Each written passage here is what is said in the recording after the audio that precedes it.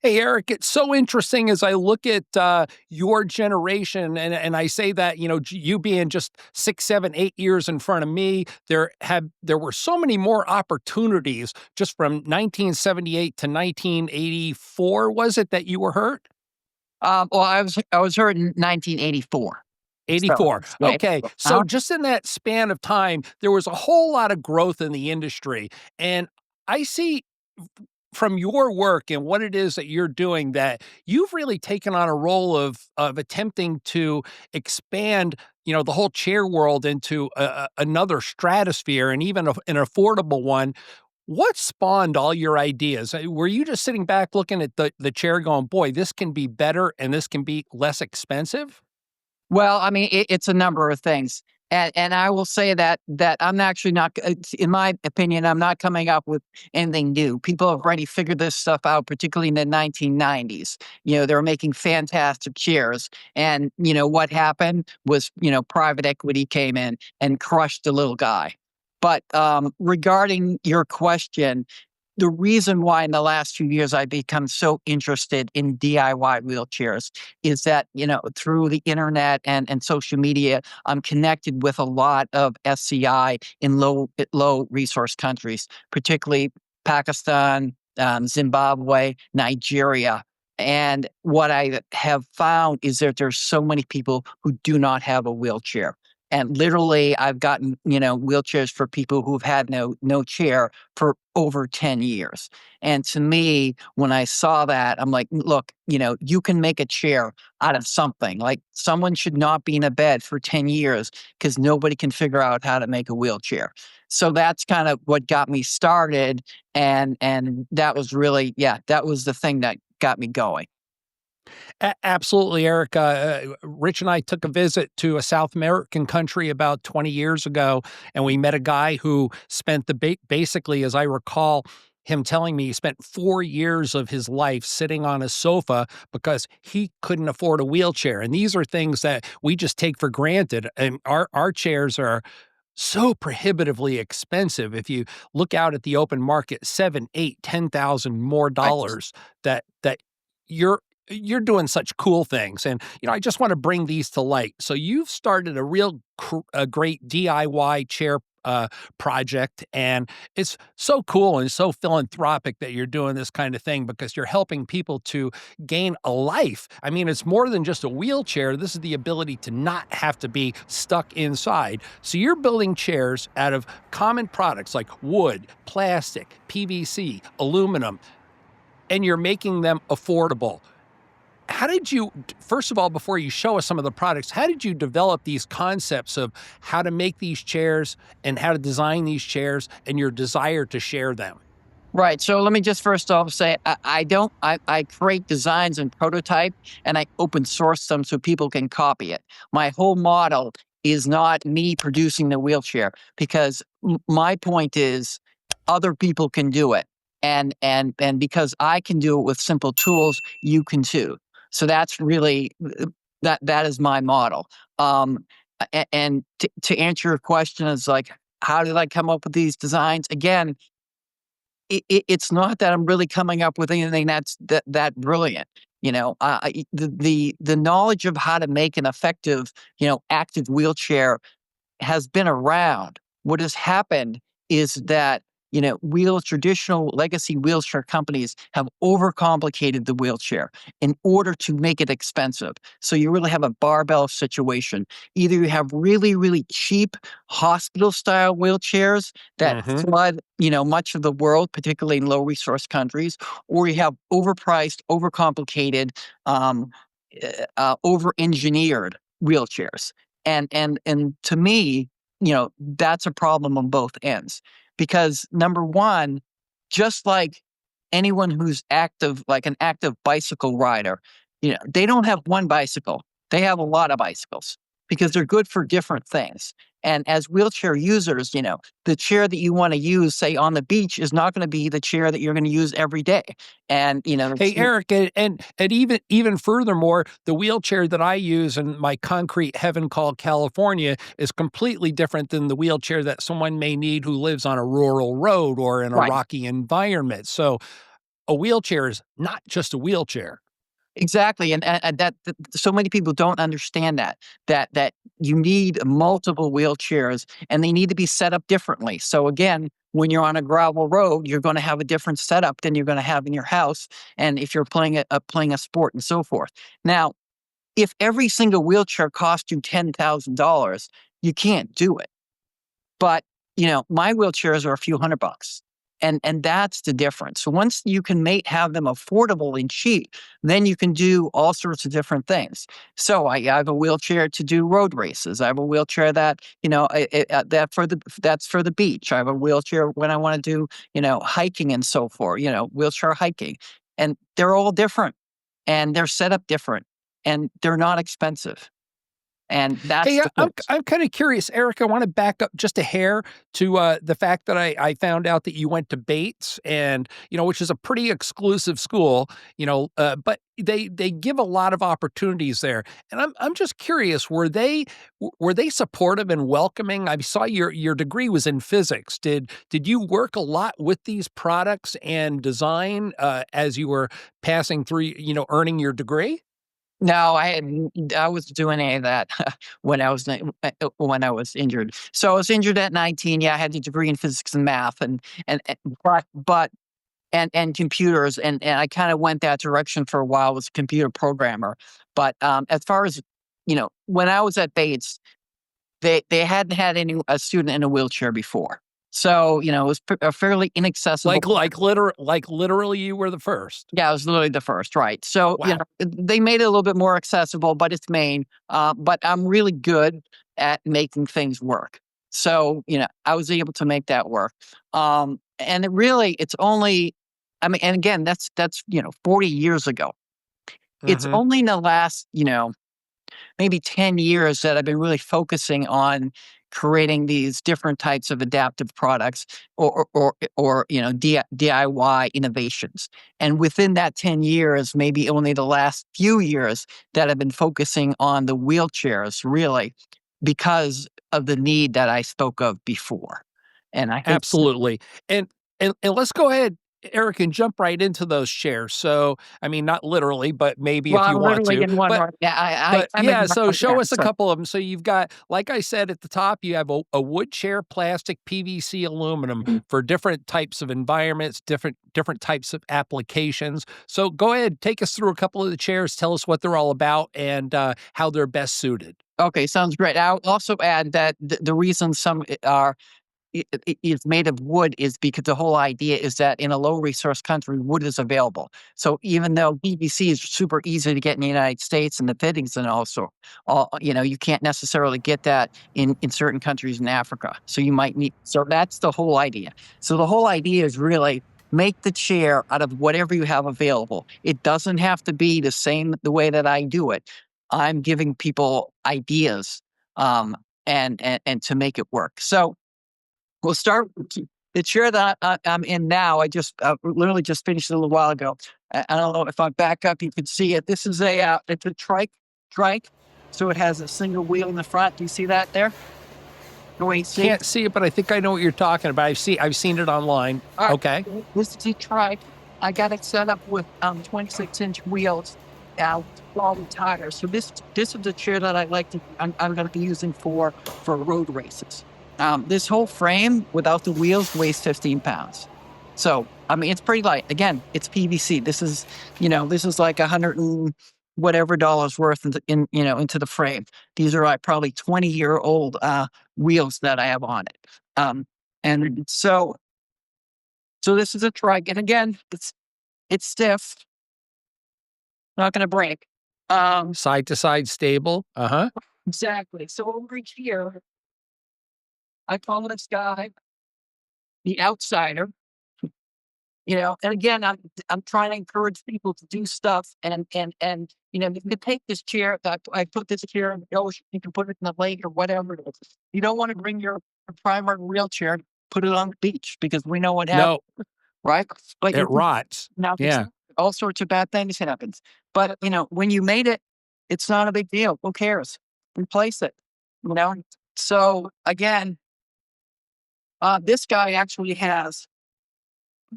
I take this I'll show you something kind of interesting on this chair. Is that I put in some suspension. Can you see that? That is nothing other than inner tubes. Right. So I could drop this off like over 2 feet, like this high, which is pretty high. I would not see that in my regular chair. And basically, the nice thing about PVC is it bends and it has absorption quality. So really, I just created super simple DIY suspension where this has suspension by pushing it on. So just that application right there, and the fact that PVC has absorption means that you can drop this off pretty significant height and still be fine. Yeah, I've watched you do that a couple of times, and, my question was always, did you re-injure your back? Yeah, well, that's like But what you need suspension. I will say that yeah, if I jumped off of that, my Highlight TR, yeah, it would have hurt. So maybe just that- have 911 ready on the speed yeah, dial. I mean, Alright. it's not good. So part of the other thing is that with these chairs, what makes them work is, can you see the bottom here? Do I move my camera a little bit? Yeah, I can. This is what I call the rectangular camber tube right here. And this is really the secret to the entire chair is this is what makes it stiff. So most people who have been making DIY Round. chairs didn't make it stiff. So the whole Yeah. thing, with this, it's instead of being a round camber tube, it's just a rectangle, and then you have quick release. There's no difference here between a regular, right? This is a normal setup, just as you would have with a expensive alkaline. You have Understood. quick release access. So, and then these are wheelchair aftermarket. Yeah. But because this is aftermarket stuff and I'm getting it from China, it's inexpensive. This is a Uh-huh. $10 wheel. This is a $10 fork. You know, So, Eric, if you were trying to, get these chairs, and I saw something pretty interesting, and I have to assume that the 77-gallon jug that you send over with parts to Zimbabwe Yeah. is, I have to assume that the 77 is some sort of a limitation in terms of size? Well, I mean, they're common. It's a common. There's two types of main shipping drums. There's like a 55-gallon and a 77-gallon, and I fill that thing with just medical supplies. Like literally thousands of catheters and stuff. Oh, how cool. And I would also, one of my goals is to send certain wheelchair parts too, if on the other end I can find the people to put it together. What's the price, that chair as it is, if you sent, it over as it was, what would it cost somebody to Well, assemble that and have that chair? so you wouldn't send all the parts over. You send Okay. only certain machine parts that they can't get over there. Like I see, so, like the inserts for the axle and things like that. I gotcha. right. You send the caster. You'd send manufactured parts. Okay. Caster wheel, the fork, the axle receiver in there, that kind of thing. But let me add. Okay. So let me grab my wood chair while we're here. Right. So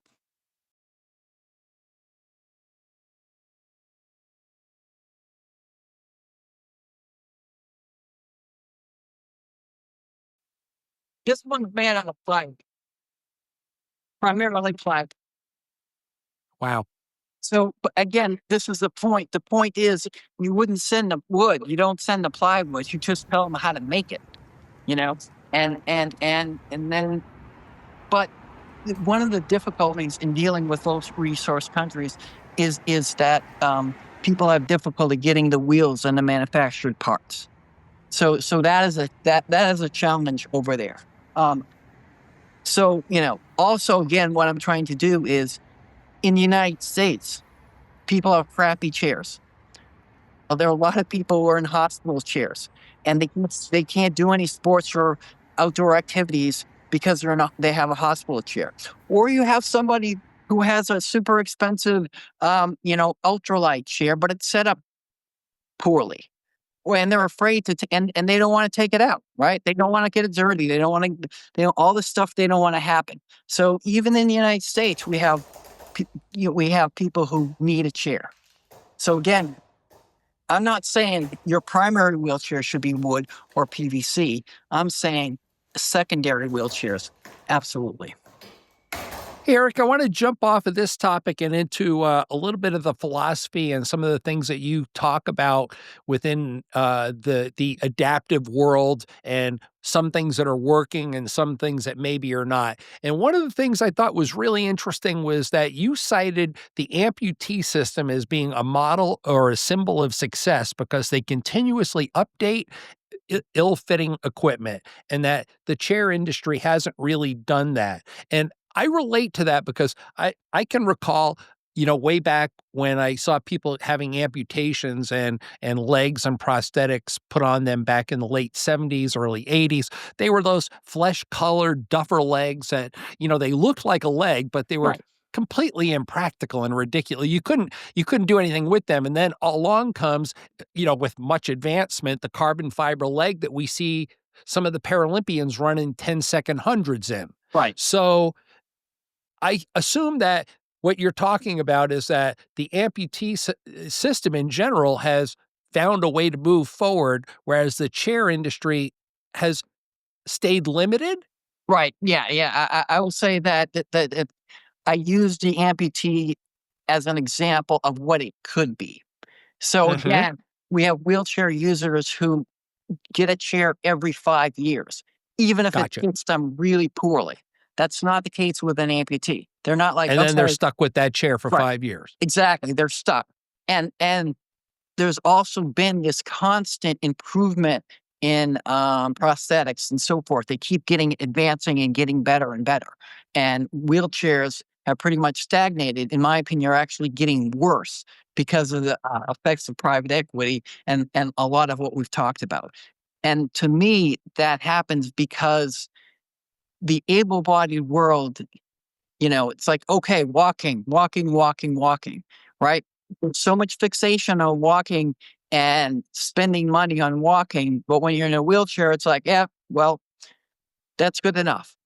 So you're fine.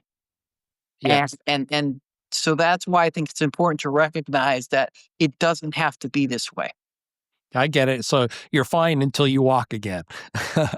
uh, no, Yeah, I understand, and that's another whole topic that we could really go down a big right. road. I want to address one more thing, Eric. You said you have this acronym KAR, and it's knowledge, ability, resource for an effective ecosystem. Explain what you mean by that and how it's pertinent to what it is that you're doing. So, again, in order to make the chairs or these devices, or you need those three things. You need to have the knowledge. How do you do it? Like, how is it even done? So that's really the design understanding. And then you need to have the ability, like someone actually has to put it together. Now, whether it's me or somebody else, you have to have the tools, um, the place, to physically do the work. But then also you need the resources and the supplies. And that in this case, that means things like casters and forks and wheels and axle Hmm. receivers and all of that stuff. And if you're missing one of them, it doesn't happen. You need all three. So Yeah. what has happened is that the traditional legacy wheelchair industry have controlled all the parts, and they make the parts super expensive. So if these parts cost me, $1,000, I'm not going to make a chair because the Of parts are course so not. expensive. But now, Right. because we can get aftermarket parts that are actually well done and affordable from China, from India, all of a sudden we have the supply chain that we can actually make this work. So we're in a unique time that this actually makes sense. And in the point of me open sourcing my plans is I'm trying to provide the knowledge. And there's always everyone has a friend or knows somebody who's super handy and is a carpenter, right? They have Yes, we do. they have the ability. Everyone knows somebody and who would be dying to help. And then if you have access to the parts, which I am creating through my I have an eBay store called DIY Wheelchair Supply. And I basically run that through my nonprofit. And for a very small charge over cost, I try to get people, you know,